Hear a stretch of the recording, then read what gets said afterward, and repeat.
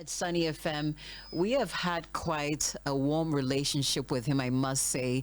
A couple of times he's come through to be a blessing to some resource persons we've had over the years. But we've never really had Daniel share his story as an entrepreneur. And we thought we'd invite him this year to do that. Daniel, good morning.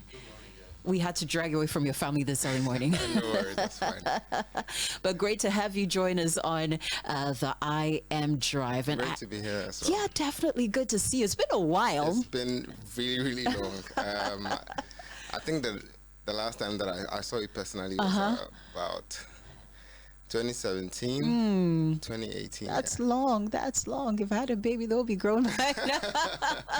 But tell me, what's been happening with Chaste Shoes? I mean, glory to God, we've just been growing. From a small factory, we've been able to move into a modern showroom and then a bigger factory space. Wow. From a small factory. Yes. I was so proud when I saw you send me a message. You were celebrating your 10th anniversary. It didn't occur to me that it had been 10 whole years. But I think we would love to know how it all started, how it grew from that small factory to what it is now, 10 years. Yeah. Why did you decide to go into shoes? This dates back to, I'd say, 2012. When I was a student in KNUST. I was in my third year by then, and at the time I was active in church, so I used to sell Christian inscribed T-shirts to folks in my church, and then also in my class. But interestingly enough, next to my hostel there were some cobblers. They used to produce slippers. So as a student, I realized that every semester I had to buy a new pair of shoes. So I inquired of the cobblers if they could make shoes, but to my surprise they said that they couldn't. So they could only fix it. They could only fix it. So as inquisitive as I am, I went on YouTube, and then I realized that this can actually be made. There were videos showing how to draw a pattern, how to assemble the shoe, how to stitch and all of that. So I showed them the videos. They were still not too they were sure. set in their ways. Yes. No wanting to try anything new. Yeah, so they actually redirected me to another small shoe shop in an area called Bomso. It's close to KNUST. So I went there, and then I met one guy. I told him that, listen, I want to design shoes for you to make for me to wear. So that was the conversation that we had. At the time, the only price asset that I had, because I needed money to kickstart it, the only price asset I had was my laptop. So I sold my laptop for 600 CDs. 600 CDs? Yeah, to a second year student in my room. His name is Bright. And then I had my first, money to start something. Now my aim was I need to buy this laptop as soon as I can. But Daniel, selling your only prized possession, I mean, this was a high risk. You didn't know how it was going to turn out. I didn't. What made you just leave all cares and worries aside and just do this? I think the excitement of being able to do something with my hands. So, and already I was selling T-shirts, so the business spirit was in there. Yes, it was in there. So I did that. After about 3-4 tries, we had it like first pair that was suitable, and then I wore it. Now I was advertising with that shoe, and then I remember I was so excited about it. Who was the first person you showed your shoe to when it was done? The first person I showed my shoe to, would you remember? I wouldn't. At least you remember Bright, who you sold your laptop to. Yeah, but I remember the first person that wore my shoe. Yes. Yeah. Was that also a student on campus? No, it was my cousin. Your cousin? It was my cousin. Yeah. He actually sings. So he came to campus to came for a program, and then I told him, "Now listen, I just started this thing, the shoe thing, just wear it." And he saw it and was like, "Listen, I'm not giving it back." So he took it. How did that feel? Your first attempt. I felt robbed. I felt robbed. Yeah. So, I mean, the first 3 months, I was so excited about this thing. I lost all the money. Oh. Because, I was so excited. I wasn't applying any wisdom, to managing the money and all of that. I lost everything within the first 3 months. Then I started from my pocket money again. Okay. So by this time, your parents or your family knew you had started doing shoes. Okay. I told them. Okay. Yeah. So what I'll do is when I meet someone, I'll just show them the sample that I have, and then I'll tell them. I remember I was selling the shoes for 60 cedis. Okay. So I'll tell them, give me 30 cedis. I'll produce the shoe for you. When I bring it, you pay me the balance. Pay the balance. So I was just multiplying my money from there. Wow. And we're here today. Wow. And you talking about how you're here today, losing the money, some of the wisdom you've shared. We'll get into that. Yeah.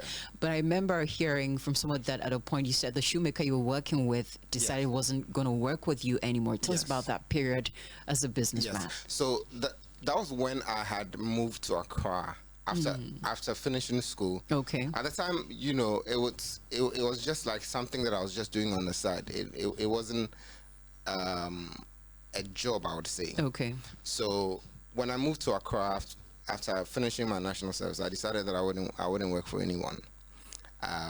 So I remember that I rented a single bedroom in Medina. And I like this guy.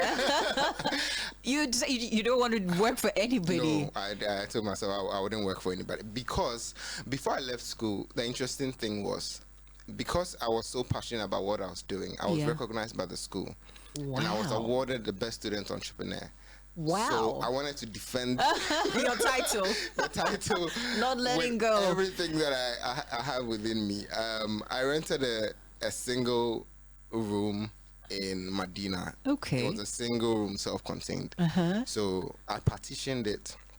The living room area was my working space. And then the kitchen area was actually my bedroom. And it was my bedroom in the evening, and then during the day it was my office. So I had like a little desk, visitor's chair. And then I had my mattress in the washroom. So I would roll it tight with a belt. And then, I'll freshen up during the day, sit down, do business. In the evening, when everyone leaves, I just lock myself up. And then rest. Wow. So that was where I was working with a guy. The guy used to live in, I think, Accra Newtown. So he started, and in about 4 months, this guy said he said his transportation from Accra Newtown to Medina, and I'm not paying him enough. So he left. And that actually left me very devastated, because I remember that I was living in Tema, so that's where my parents live. So Monday to Saturday, I'll be in the workshop, which was at Medina. Which was at Medina. Okay. And then Saturday evening, I'll go to Tema, go to church on Sunday. Monday morning, I'm back. You're back. So I actually did that for about 2.5 years. Wow. Yes. And when he walked away, how were you able to pick yourself up again to continue? Because that could have been the end. It was a tough one. It was a really tough one. But at the time, what we had been able to do was we were able to, serve quite a number of people. And at the time, one person that I was serving was Joe Metal. Joe. Yes. So I remember. And thanks to Joe introduced me to another shoemaker somewhere in Abosokain, the Zongo, around ICGC. So I remember I'd go to that guy, but that guy wasn't too good. So when the other guy left me, I had no choice than to, take my designs to him, and then I was, subcontracting to him. We did that for a couple of months. He wasn't too good, but he was also dragging me, because there were times that you'd go, he hadn't done what you're supposed to do, and it was very frustrating. And I started, inquiring more. That led me to one other guy who I still work with till today. Okay. And he came to my place, but he used to work somewhere else. So he would go to work. He would go to work in the morning, and then come as early as 5 p.m. and work till about midnight, and then go home, and then come again. But I remember once, I don't think I had any formal conversation with him, but he could tell how passionate I was about the business, so he quit. I mean, I poached him. Because I was waiting to hear the words. I'm like, I'm going to say this. You actually poached him to join you. So it was from there that, things started picking up.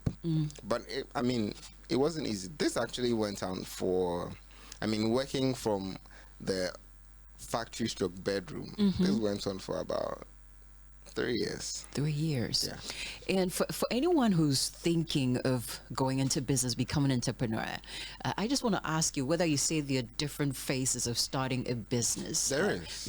From the start up to, you're in your 10th year now. Yes. If you could just run us through a couple of them.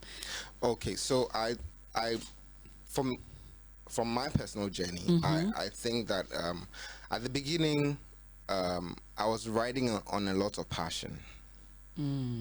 Solely passion, no discipline, no structures. Just being creative. Just being creative, and it could, go as far as it could take you. It got to a point I had to restructure the entire business, bring in, employ other people, outsource, things like accounting. I couldn't do everything. So before you're doing all these things by yourself, and along the way, all right. I was. So like trying to do my own bookkeeping and all of that, it wasn't working. And as a business leader, there are times that you need to outsource certain things.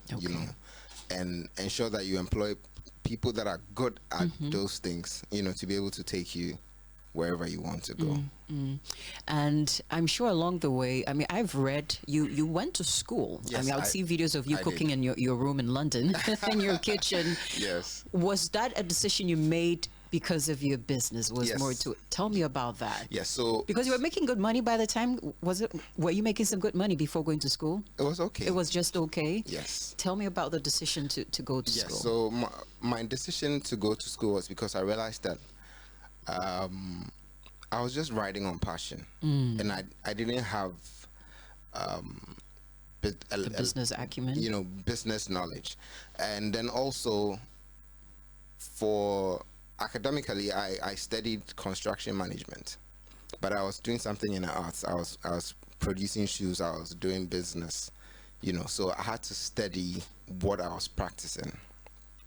Entrepreneurship actually came to me naturally because of my mom, but I had to study what I was, it's like studying your talent or studying what you're good at, to understand maybe the science behind it, the research behind it. So I went to Coventry University to study global entrepreneurship. Okay. What I did was I took the business and did all my research on the business. So everything that I was doing prior to studying, I tested it academically, with data and things like that. So and that was eye-opening for me, because I was able to identify certain areas in business that I hadn't tapped. Wow. But those were the gold mines. Yes.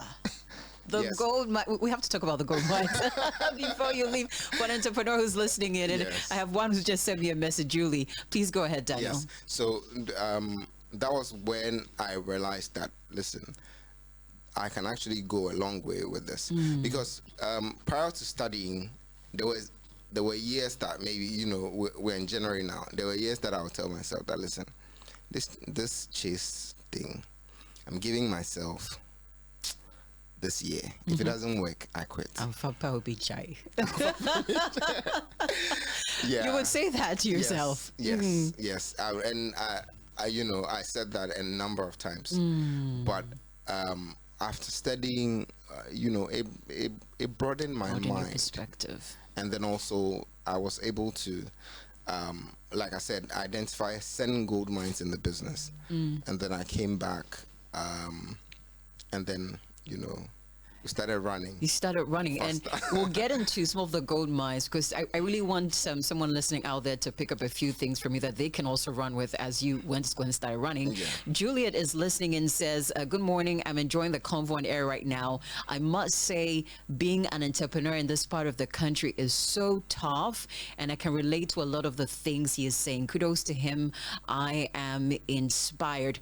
Let's talk about, maybe just share one gold mine with us, coming back from school, how that transformed the Chase that was to the Chase that is. Okay, so I would say one gold mine is to document whatever you're doing.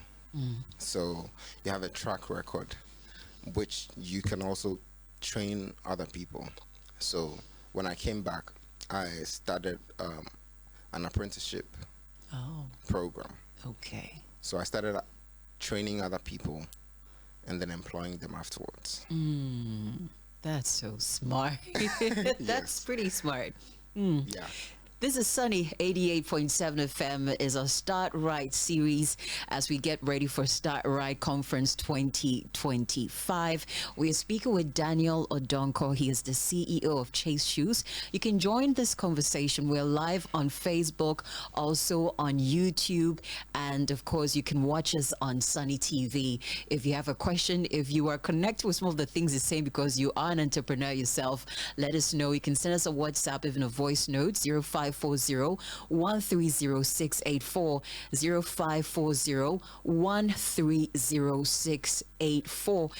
That's again, of course, the WhatsApp voice note, 0540-130-684. But as I followed your journey, Daniel, I've come to a conclusion, let me know if it's wrong, that you're pretty big on personal development. Yes, and if I'm correct, tell us why and how that's impacted you as a person and also your journey. I am, because I realized that as a business leader or as an individual, if you don't improve, you decay. Okay. You know, because I sometimes get I get tired of myself being, having the same knowledge, doing the same thing, not in terms of business, but you know, having the same knowledge, not improving on myself. You know, I don't know, I itch. So I'm always doing something. Let's take for an example, this year, this first quarter, I've decided to study finance. So I'm learning, you know, basic accounting. Even last night, you know, I stayed up to about 2 a.m. just studying, just to understand. It's not because I'm trying to take someone else's job. Just to have a basic understanding. Just to have the understanding, you know, when a balance sheet is, an accountant is presenting a balance sheet before me, I should be able to understand it. The fact that I'm making shoes doesn't mean, you know, and after that, you know, I'm trying to study something else, investment banking, like just to have, you know, the knowledge of, and I believe that when you embark on personal development, it improves, you know, your knowledge, even the words that come out of your mouth, you know. So, and also as a business leader, you are your business. So the knowledge that you have, the expertise that you have, will take your business further. Right. It wouldn't, you know. It wouldn't take from you, rather add to you. Rather add to you. I have let me just pull back from my mouse. It was a bit far from me. This one's a shout out to Daniel. This is Peter, Benna Butter Pancakes. Hey, Peter. Yeah. Peter, good morning. Who knew it would take Daniel to come into the studio for me to hear from you after 1,000 years? He says we're all proud of him and wish him all the best. I met him in a Christian organization on campus, More to Life KNUST, Yes. and there was something special about him, and it's Yes. manifesting today. Yes. God bless him. How do you feel when you hear feedback like this? I mean, you started on a journey, you've been consistent with it. Feedback like this from people like Peter. I am just humbled. I'm just humbled because I believe that it is our right as Christians to shine wherever we find ourselves. I wasn't like this growing up, but I had always been a church boy. But it got to a point where I really took, Christianity You had a seriously. personal encounter. So on campus, that was when I met Peter. So I was in this small group, and This is Sunny it's been amazing 88.7 FM. We're with Daniel Odonkor, CEO of Chaste Shoes. Daniel, I've heard that entrepreneurship can be a lonely journey. In fact, I was with a woman and she was telling me, Jennifer, this thing, it's so lonely. It's so lonely. And I'm looking and I wasn't quite getting, because I feel like she's surrounded by all these people. But it's like, Jennifer, it is such a lonely journey to be on. Is it true? It is. How? Tell us about this is. place you get to as an entrepreneur. It is because sometimes you realize that people will only contact you because of what they would get. Yeah. They are contacting you because of your services, but nobody is taking keen interest in your personal life. So people will only hit you up on your phone because maybe they need something from you. Well, when I need sponsorship, yeah, Yes. Daniel. Yeah. So when no one is contacting you, that's when the loneliness sets in. But for me, I think I've gone past that phase. You've gone past it. I occupy myself with other things. I have been able to understand the how seasonal my business is. So there are certain times in the year that I commit to personal development. There are certain times that I'm locked in on the business. Okay. Yes. So. And I want to know if there are some mentors or role models who've guided you along the way, and any lessons you've learned from them. I mean, definitely you're big on personal development. You've been to school, you're learning a few things, but I want to know if you've gleaned, you've picked up a few things from some people along the way that's been helpful to you, to your business. Yeah, I have. I'd say the first and foremost will be my pastor, Apostle Randy Impact.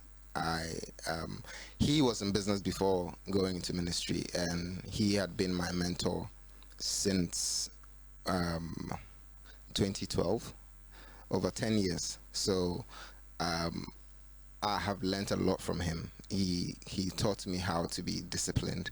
He taught me how to be excellent in everything that you do, and he's taught me how to be prayerful, because believe you me, you need to be locked in on prayer, especially if you want to do business in this country. It's like the environment is not suitable for entrepreneurship. Like, let's face facts. So you need something stronger than you, the person, to carry you. And that's one thing that I've learned from Apostle Randy. I'm loving this time with Daniel. I'm just realizing Karen is also listening in. Karen, how are you doing? Good morning, Karen. I'll be getting back to you on that one. And this message here says from Jonas Tinkran. And Jonas says, such a daring personality whose unconventionalistic mindset is worth imitating. Boss, Jiwo why? JJD, the Jesus factor makes a big difference. And this other message says, JJD, good morning. It is so true that a lot of entrepreneurs miss out on a lot because they do not document. He's done a good job and should keep it up. I like his God factor too. And also, wanting to be an entrepreneur doesn't mean you do not need formal education. education? Have you met people along the way who thought, no, I just want to be an entrepreneur, I just want to stick to that, no school for me, no going to learn it? Yeah. There are some people that do not rate education, but there are also people that have actually not been to school, but they improve on themselves. Or they would you would spend money paying a lot of people to do the work for you. But one thing about it is that you can pay for so long, but those people can actually take the business from you. So if they quit, the business is gone. I know of a young man who started a barber shop. I mean, he had some good money. He had received some good money. So he started a barber shop, very big one, no idea about barbering. He was able to hire some barbers. They came in, looked like they were doing the work. Along the way, this one quit, that one quit. And then the money was gone. The barbers were not there. He had no idea about barbering. He lost everything. He lost everything. Let's get into, Daniel, I've seen you were part of Author Ruff's training for authors. I mean, I'm like, this guy is always doing something. So I remember calling Daniel about this training that he went to. And so you've published a book. Yes, Tell us about it. All right. So the title of the book is Built to Last. Built to Last. Yeah. So I gleaned principles that I practiced over the last 10 years of Chaste Shoes being in existence, and I documented everything. So in the book, it's still in the the launching phase. I don't want to give a lot of details. Too much. But it's actually about anyone that wants to build something that will last a long time. Should actually get the book. You let us know when it's out. Oh, well, it's actually it's out now. So, but you're talking about the launch? Yeah, we've launched it, but we are still doing like mini launches. Okay. We have to wait small, pay. Small. I have some messages here. Eugene says, fire. Auntie Veronica says, wow, we must not despise small beginnings. Nothing can stop a determined heart that trusts God. Mommy is also watching us, says that's one of the things about getting into business that you may not see on the outside. It begins to become clear on the stuff you'd like to study and gain mastery of. The youth need to know this. We applaud you, sir.